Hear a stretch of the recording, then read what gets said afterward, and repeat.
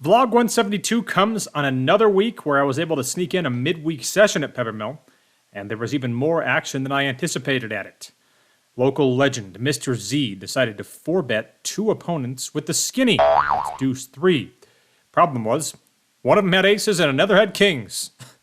It was actually Mr. C who had the aces, and he ended up getting felted when a king hit the board. We also saw Mr. Z battle the honey badger in some huge pots, including one where he made a $4,300 bet into a $1,300 pot. He wasn't messing around, and it got through. That session actually ended up going pretty well for me as well. Something that was nice, as I tried to battle back from a record loss in the last vlog.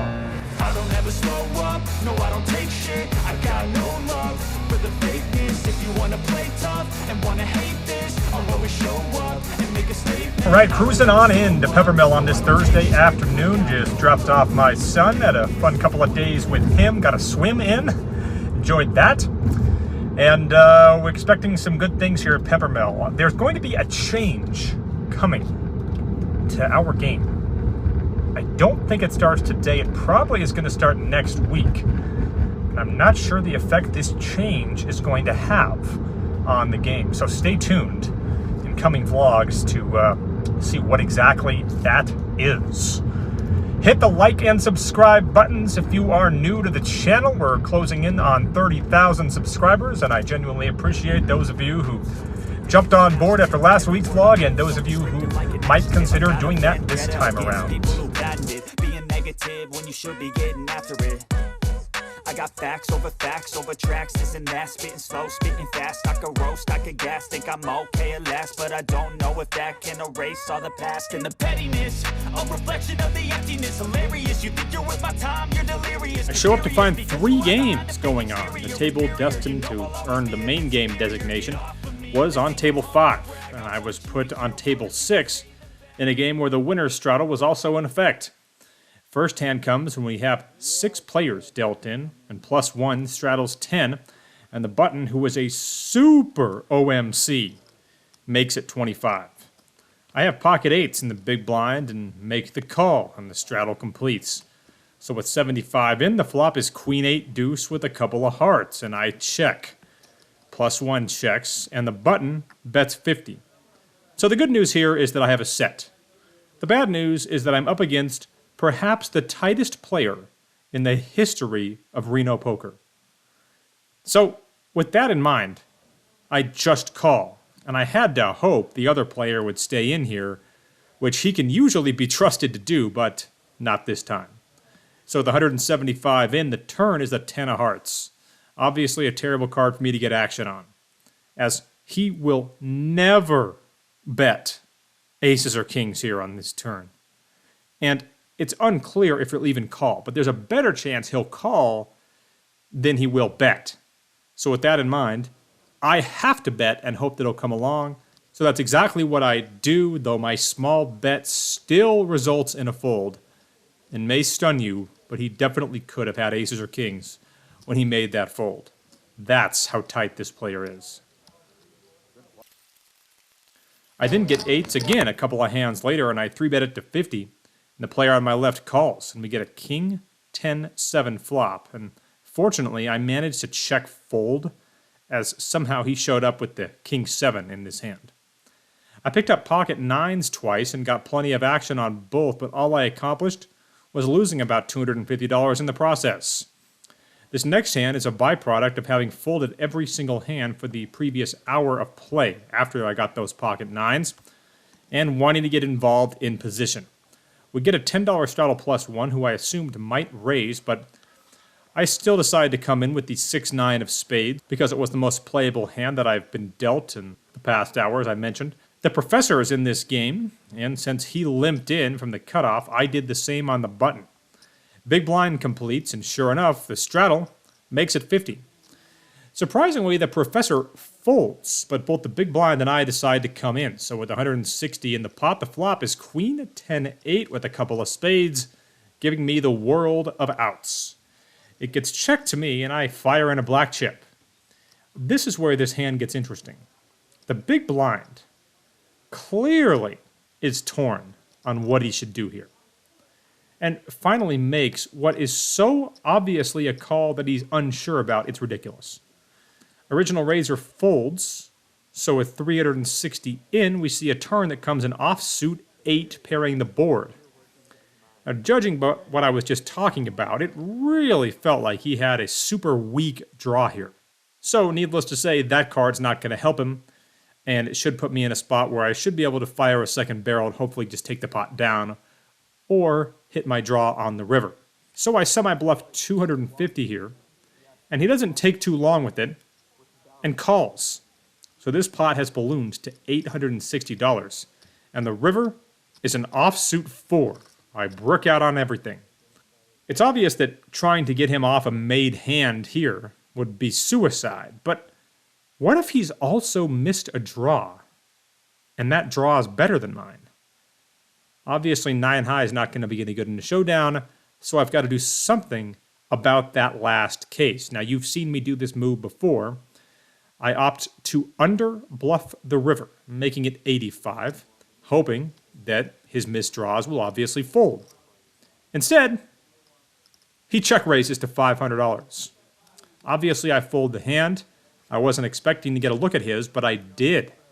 He shows me the King-8 offsuit. So what I was talking about was 100% true. He really was unsure about calling me on that flop. I knew he was very weak. I didn't think bottom pair was going to be enough for him to peel, but it was, and he binks the turn, and we are stuck big early. I thought things might turn around when I flopped top pair and a straight draw, but ended up losing that hand too when I was up against a set of 9s, and I folded when an ace hit the turn. I add on chips and pick up the King-10 of spades in the big blind and complete.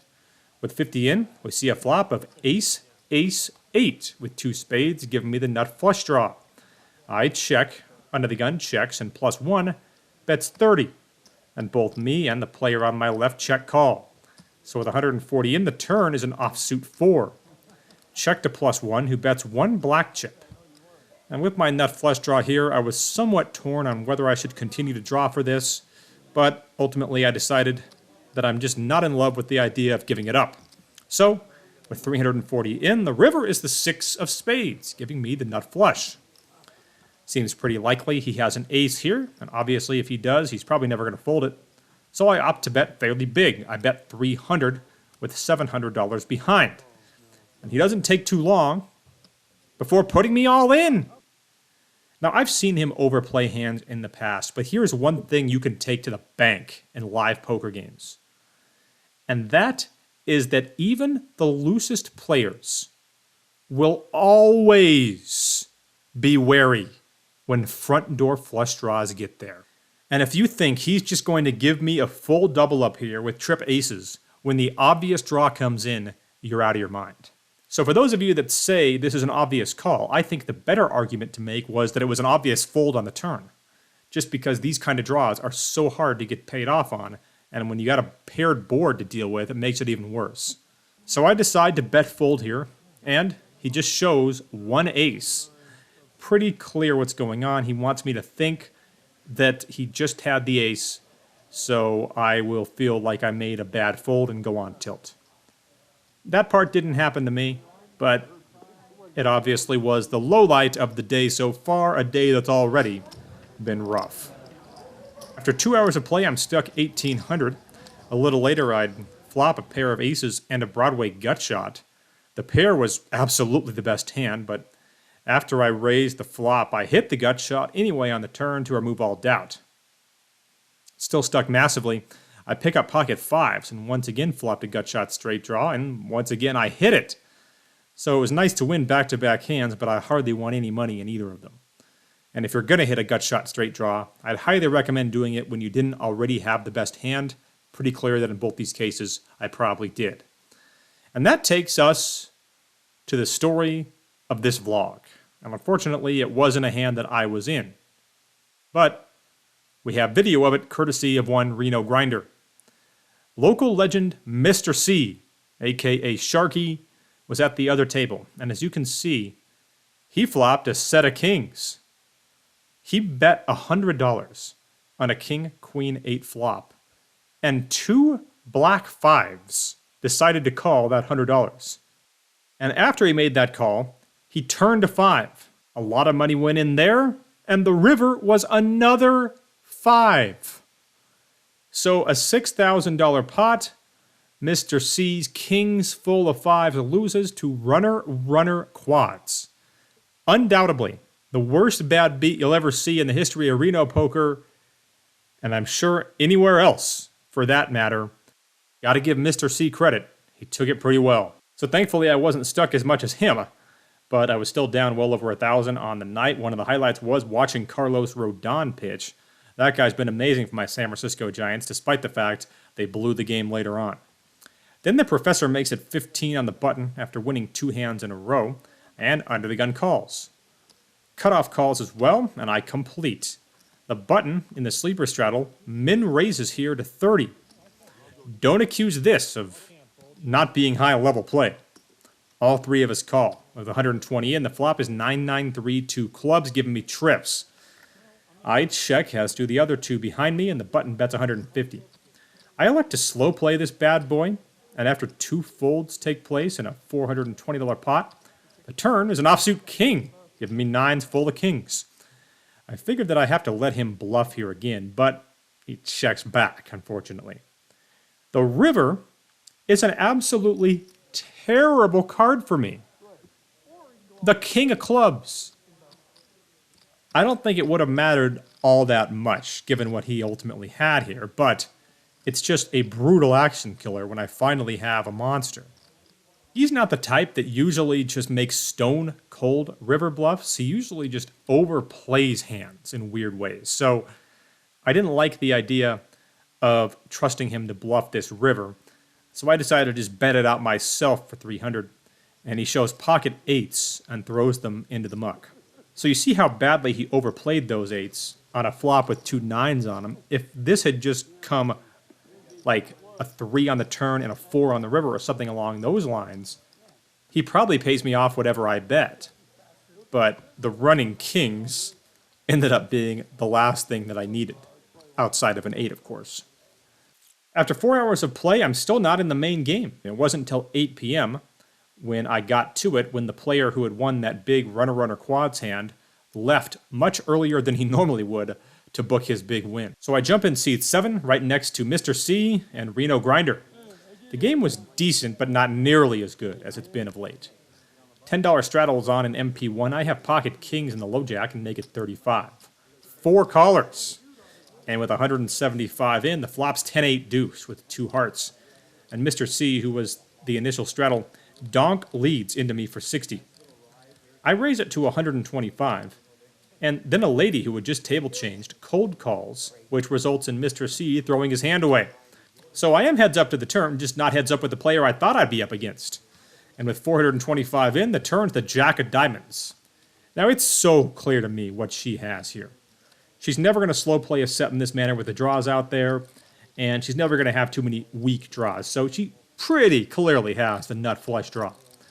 She only has 600 left, and I elect to charge her the full amount if she wants to hit that draw with what I imagine to be 11 outs, as I have the king of hearts in my hand. She gives it some thought, and finally tosses her hand into the muck. Then I had to bet fold pocket 8s on a Jack-Jack 3 board before I picked up Queen 10 of hearts and turned top 2 pair against local favorite James B. I ended up checking top pair on the flop in an effort to throw him off, and maybe it worked because he still paid off my river bet despite possible backdoor straight and flush draws getting there in the hand. That ended up being the last highlight of the night for me. I did witness some other hands. Thanks to the professor's unwillingness to lay down jacks, he doubled up a player that used to give a lot of action in this game, but now has become just this super nit. And it's unfortunate because he's one of those guys who's a super nit and never shuts up. It's this bad combo that shouldn't be allowed by law. Anyway, that player won a $2,800 pot off the professor, aces over jacks, on what was a very dry board. I couldn't get anything the rest of the night, lost a few more small pots, racked up, and booked a loss. All right, racking up on a day where Man, that had to have been the most brutal beat in the history of Reno poker. And it was Sharky, aka Cagney, aka Mr. C, on the receiving end of it. He took it quite well. But to call $100 with 2 black 5s on King, Queen, 8 and go runner 5s isn't just amazing given the mathematical likelihood of doing it. It's amazing that he happened to do it at the exact perfect time. Like, it's hard enough to do that any old time. But he did it when his opponent had flopped top set. Unbelievable. I just can't get over the luck involved in that hand, and I wasn't even in it. Wow. Just feel bad for Sharky. That's just a brutal way to lose. As for me, I also lost. A $1,784 loss. I guess that hand when I hit the nut flush on the river and had to bet fold it was the low light of the day, on a day where I basically simply could not get dealt the best hand very often at all, and when I couldn't make much money off of that.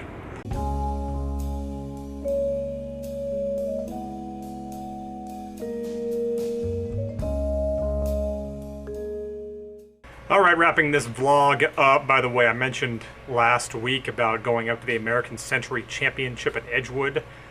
And, well, my associate, Tabney, got an interview with the legendary Charles Barkley. And Charles Barkley had a true Charles Barkley moment. I don't take it that serious.